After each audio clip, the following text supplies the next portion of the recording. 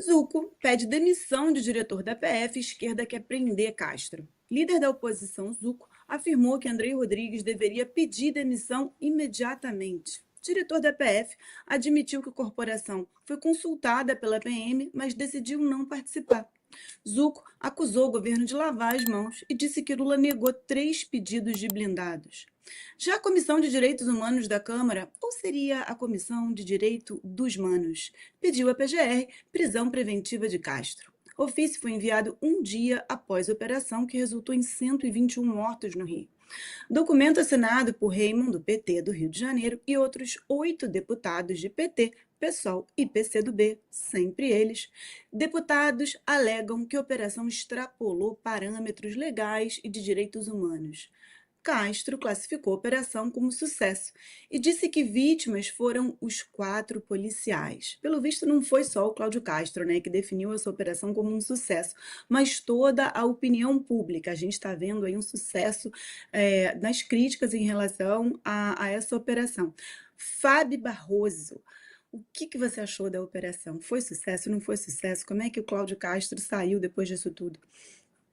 Saiu gigante. Né? Eu concordo com o seu Sepúlveda, aliás, que não se trata mais de problema de segurança pública, né? Ele ultrapassa, é uma questão de soberania, as armas que são venezuelanas, que a gente viu fotos circulando por aí, é a prova disso, violação de soberania, de fronteiras, né? São crimes, mais crimes cometidos. Gosto demais, gostei demais da postura do Zucco, é isso mesmo, tem que começar a jogar com as armas possíveis no Congresso Nacional, tem que se mexer. Então, prisão preventiva trocada não dói, não é mesmo? Tem que pedir. O Andrei Rodrigues, ele não poderia, se a gente tivesse o Brasil, né, de uma forma séria, como é que pode um diretor da Polícia Federal negar algum tipo de ajuda numa operação que, se você for pegar lá os mais de 100 mandados de busca e de prisão que tinha para esses traficantes, são crimes bárbaros. Né? O tal do DOCA, que fugiu, que conseguiu fugir, por exemplo, ele acumula nas costas muitas mortes de brasileiros, e de brasileiros inocentes, aí sim, né? Gente que não deveria estar no meio desse controle, né? Controle da vida dessas pessoas. Tem o problema de barricadas no Rio de Janeiro, é um lugar, acho que, eu sei que existem outros lugares, mas no Rio vira até um símbolo disso, e a questão das Forças Armadas, né, de não terem apreciado o uso dos blindados, quem são eles para negar o uso dos blindados, que é da população brasileira, e que com certeza, se tivesse sido colocado nas ruas em favor dessa mega operação, nós teríamos aí, com essas barricadas, nós não teríamos essas 4 mortes. Essas 4 mortes de policial se deve muito justamente por isso, porque tiveram que parar com essas barricadas. Então, nós temos um problema gigantesco no Brasil. O narcotráfico, o narcoterrorismo, né? A gente tem que usar essa palavra, porque assim como a esquerda ela se utiliza de palavras, essa palavra traduz a realidade.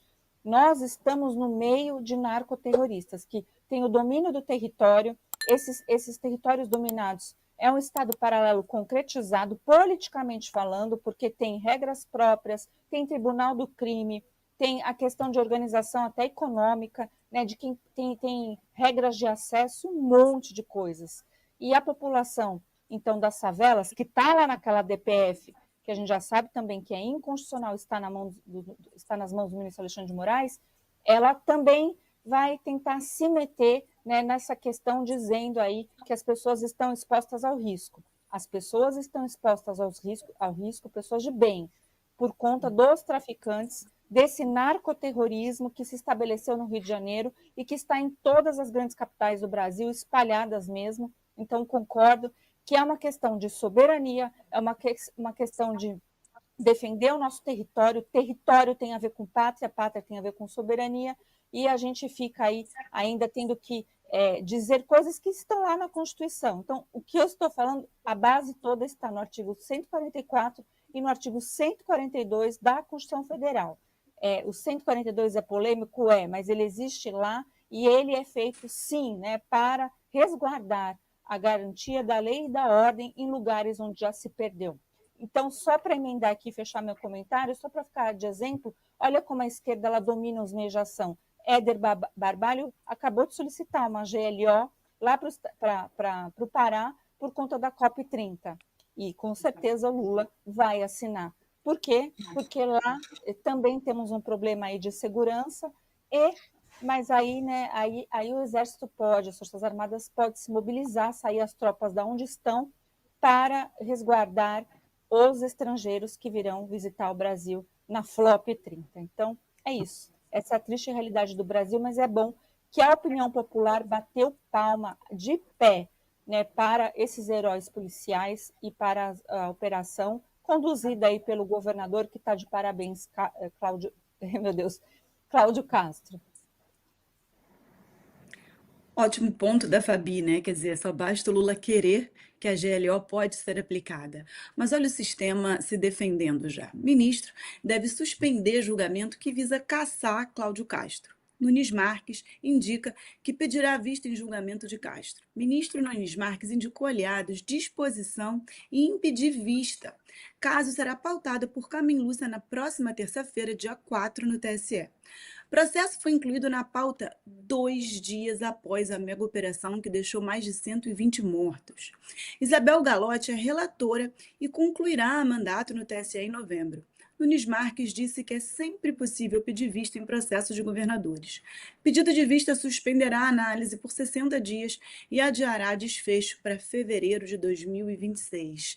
Meu caro Sepúlveda, isso aqui é o sistema se autoprotegendo? Logo 2 dias depois da operação, enquanto toda a opinião pública está a favor do governador, aparece, né, um julgamento de uma ação que já estava ali esperando o julgamento, mas de repente, miraculosamente, ele foi pautado. Oh, Carol e todos que estão aqui, há certas coisas que são desavergonhadas, que não há mais assim um mínimo de pudor do que é que se quer. Quer dizer, o governador, porque eu analisei muito o lado político desde o início. Nós vimos o seguinte: o Cláudio Castro, eu acho que mais do que uma operação apenas contra o Comando Vermelho, que foi uma operação no coração do Comando Vermelho, ele fez uma operação que quebrou a dinâmica da política nacional e pôs a dinâmica da política nacional num ponto que o consórcio não queria. Então o consórcio reagiu imediatamente pedindo a demissão dele, o Lewandowski fez isso, disse para ele renunciar.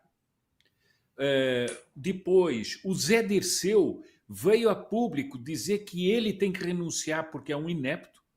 Eu considerei isso um golpe, mas assim, isso sim é um golpe. Bom, essas duas vozes vieram com isso.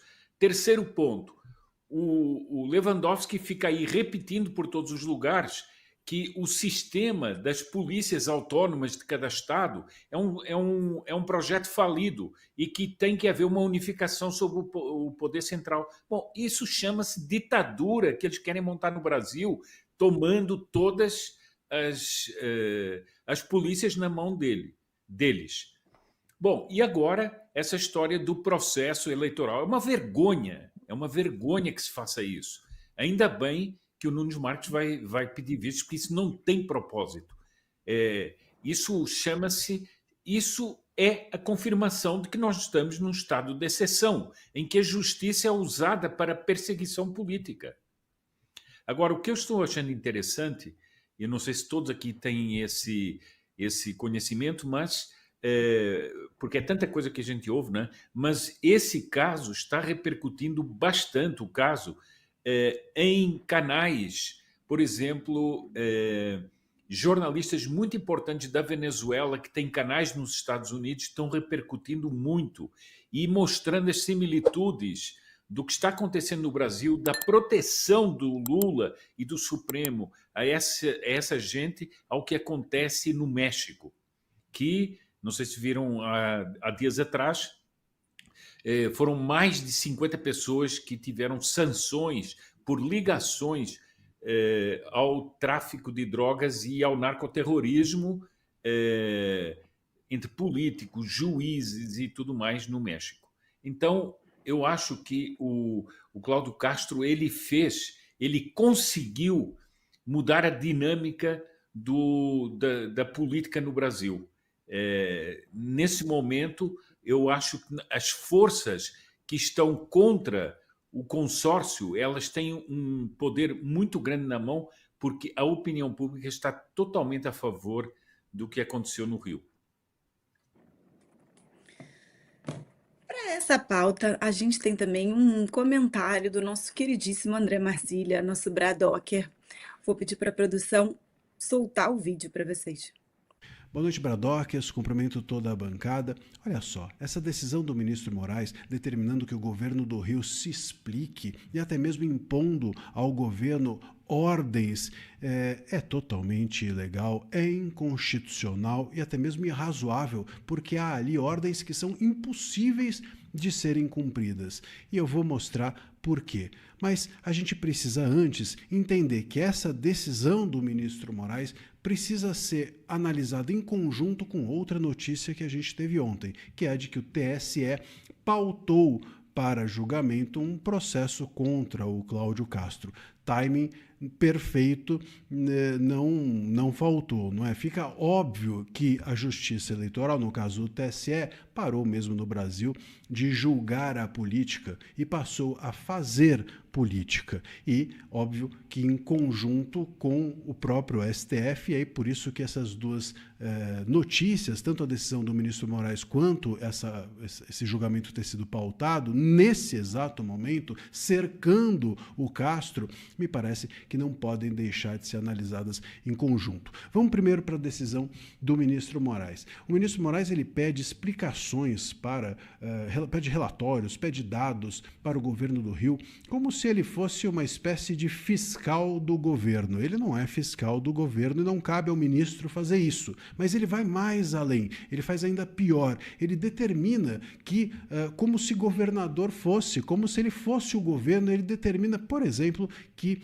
câmeras, né, corporais sejam implantadas nos policiais, algo que implica gastos públicos e que é, portanto, uma prerrogativa, uma escolha política de quem está no executivo e não de quem está no judiciário. Como o executivo gasta o dinheiro público com a segurança, é uma prerrogativa, é uma escolha do governo. Aliás, vale dizer, a nossa legislação é clara ao mencionar que a segurança pública ela é de gestão do governo estadual. O governo federal administra os recursos, mas a gestão é do estadual. Imagina então do judiciário. Do judiciário é que não é mesmo. No entanto, Moraes, ele não apenas quer saber, quer explicações, como também quer impor ordens e determinações ao governo do Rio. E ele vai além, ainda mais. Ele também ordena coisas impossíveis, como, por exemplo, a preservação dos locais da operação.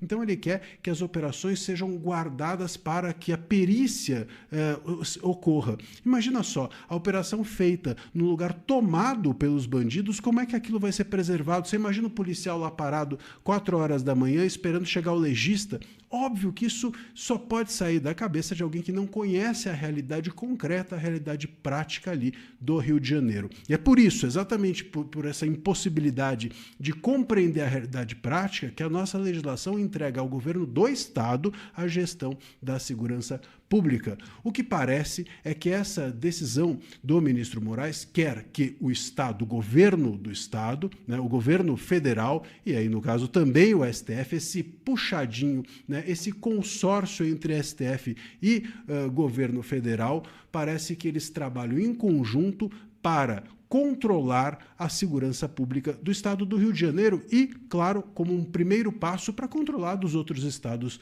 também, seja na Bahia, seja depois em São Paulo, seja em todos os demais lugares. O governo federal, junto com a STF, eles querem poder controlar a vida pública e política de todos nós, mesmo sem ter o poder para isso. Infelizmente, é disso que se trata. E aí vem essa decisão do TSE, um julgamento que não tem nada a ver com a história, mas nesse time, ser pautado o Castro ser julgado, é obviamente algo que nos deve alertar para a possibilidade de que ele seja cassado, de que ele seja afastado do governo, e parece que talvez o ministro Moraes com isso queira ocupar mais essa cadeira, também a cadeira de governador, já não basta a de rei do Brasil. E advogado da Trump Media e da Rumble denunciam Moraes por investigar Castro em operação contra o Comando Vermelho. Martin De Luca denunciou Moraes por perseguir Castro. Advogado da Trump Media denunciou Alexandre de Moraes em postagem. Moraes está investigando o governador Cláudio Castro e policiais da operação contra o Comando Vermelho. O advogado destacou que a operação foi a maior já realizada contra o CV. CV é a facção que os EUA estão considerando designar como organização terrorista estrangeira. Claro, com o Lula atrapalhando os planos dos Estados Unidos para isso. O profissional lembrou que Moraes foi sancionado pelos EUA por censurar perseguição. Ministro perseguiu dissidentes políticos e até americanos em solo dos Estados Unidos. Comando Vermelho usa drones, granadas e fuzis de grau militar. Advogado classificou a atuação de Moraes como inversão grotesca da justiça. Esse tweet aí do Martin De Luca, veio exatamente porque o Moraes, agora nosso ditador supremo, virou o relator da DPF das favelas no lugar do Fachin. Coronel Meira, desculpa, Tadeu, a gente já conseguiu a conexão de volta? Eu espero que sim, eu espero que o som esteja bom agora. Tá ótimo, pode falar. Bom, então vamos lá. Alexandre Moraes tentando ser governador, gostei até das palavras do Marsiglia, cobrando o governador Cláudio Castro de uma atitude ímpar, invejável em relação ao combate ao crime organizado. O governador Cláudio Castro hoje é um exemplo para todos os outros governadores que têm problemas com o crime organizado. E aqui a gente precisa dizer que o crime organizado, Comando Vermelho, PCC, FDN, eles estão instalados em todos os estados, principalmente nas capitais. Já se espalhou pelo Brasil todo. O que está acontecendo no Rio é um verdadeiro alerta para o país inteiro.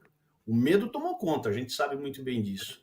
E o crime, no caso do Rio de Janeiro, assumiu o comando, mas em outros estados está querendo assumir o comando do estado e o controle da população.